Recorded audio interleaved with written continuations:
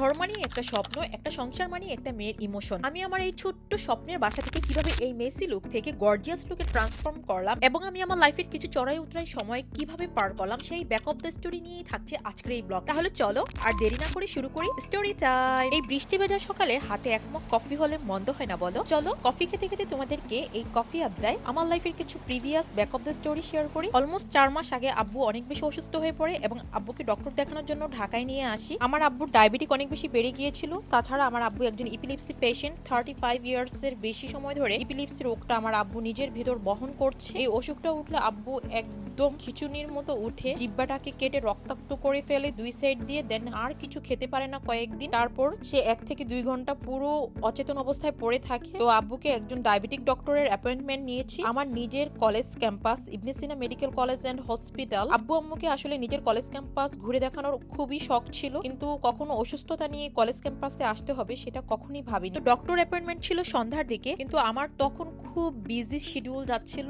এখানে জব, বাসায় সামলানো, আব্বু আম্মুকে টেক কেয়ার করা, সবকিছু মিলে আসলে একটু টাফ সিচুয়েশন ছিল। আমি আব্বু আম্মুকে প্রায় সময়ই দিতে পারছিলাম না। তার মধ্যে আমি আব্বু আম্মুকে সারপ্রাইজ দিব বলে একটা বেডরুম সেট অর্ডার দিয়ে রেখেছি অনলাইনে, কিন্তু তাদেরকে আমি বলিনি, খালি দোয়া করছিলাম তারা থাকতেই যেন বেডরুম সেটটা ডেলিভারি আসে। ওই অনুযায়ী আমরা অলমোস্ট 10-12 দিন আগে অর্ডার দিয়েছি। তো বেডরুম সেট ডেলিভারি আসবে বলে বাসার অবস্থা পুরোই করুন। বাসার সব জিনিস নেড়ে চেড়ে পুরো অবস্থা খারাপ করে ফেলেছি। এত গরম পড়েছে তখন। তার মধ্যে আমার রুমের যে বেডটা ছিল সেই বেডটা আমি শিফট করে দিয়েছি মাহবুবের রুমে। ও তো মহা খুশি ফ্রিতে একটা বেড পেয়ে। যাই হোক, দেন আমার আম্মু এত কষ্ট করে এত গরমে রান্না বান্না হতে সবকিছু আব্বু টেক কেয়ার করা সবকিছু করেছে। মারা হয়তো এরকমই হয়, আমাকে কোনো কাজে হাত দিতে দেয়নি। তখন কি করব, এত গরম, আব্বু আম্মুর এত কষ্ট আসলে চোখে দেখতে পারছিলাম না। সহ্য করতে না পেরে আমি আর সাকিব গিয়ে খুব দ্রুত সেদিনই একটা এসি আর বাসায় একটা ম্যাট্রেস নিয়ে এসেছি। তো এসি আর ম্যাট্রেসের ভিডিওগুলো ইনশাল্লাহ পরবর্তীতে আসবে, সেজন্য পেজে ফলো রাখতে হবে। দেন আমরা পুরো বাসাটা অলমোস্ট মোটামুটি করে গুছিয়ে রেখেছি যাতে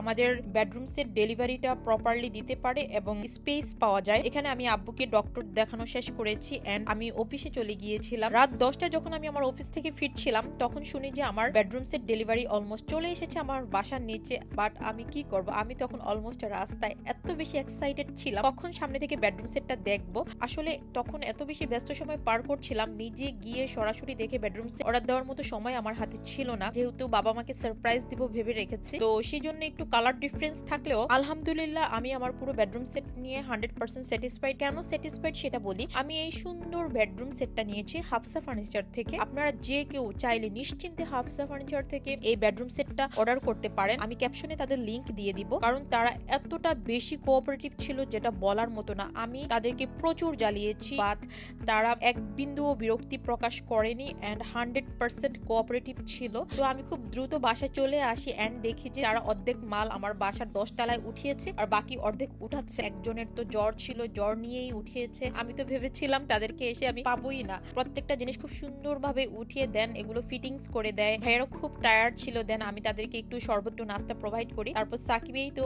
পেমেন্ট ক্লিয়ার করলো। এত কষ্টের টাকা ভাই কি বলবো, দুটি ছোট ছোট মানুষের এত কষ্টে অর্জিত টাকা, কষ্ট তো হবেই তাই না। সফলতা তো আসলে একদিনে আসে না, প্রত্যেকটা সফলতার পিছনে পরিশ্রমের কোনো হিসাব নেই। কথায় আছে না, শ্রম কখনো বেইমানি করে না। হ্যাঁ, আপনি যত আপনার লাইফে হার্ডওয়ার্ক করবেন সেটার রিটার্ন আপনি পাবেনই। I am nothing without Shakib. সাকিবের সাপোর্ট ছাড়া হয়তো আমার এত দূর আসা কখনোই পসিবল হতো না। আপনারা সকলে সবসময় আমাদেরকে দোয়ায় ও ভালোবাসায় রাখবেন। আল্লাহ যেন আমার হাজবেন্ডকে নেক হায়াত দান করে। ফাইনালি বেডরুম সেট হাতে পেলাম। পাওয়ার পর এই তো আব্বু আম্মুকে সারপ্রাইজ দিলাম, তারা খুশি হলো এবং আব্বু আম্মুকে একটা রাত আমাদের সাথে রাখতে পারলাম। বেডরুম সেটটা উদ্বোধন করলাম, তারা একটা রাত বিছানায় থাকতে পারলো, ঘুমাতে পারলো। এটাই আমার আসলে মানসিক শান্তি। এর থেকে বড় সুখ আসলে কিছু হয় না। আর আমার এই নতুন বেডরুম সেটটা আপনাদের কাছে কেমন লাগলো অবশ্যই কমেন্টে জানাতে ভুলবেন না। নতুন বেডরুম সেট পেয়ে আমার চিকুমিনি তো খুবই খুশি ছিল সেদিন। আমরা একটু বেডে বসে লুডো খেলছিলাম আর চিকুমিনি আমাদেরকে খেলায় হেল্প করছিল, ছক্কা উঠতে ফু দিয়ে দিচ্ছিল। দেখেন কিভাবে লুডোর বইয়ের উপর বসে আছে আমার জান বাচ্চারা। আমি আমার বাচ্চাদেরকে খুব খুব বেশি মিস করি।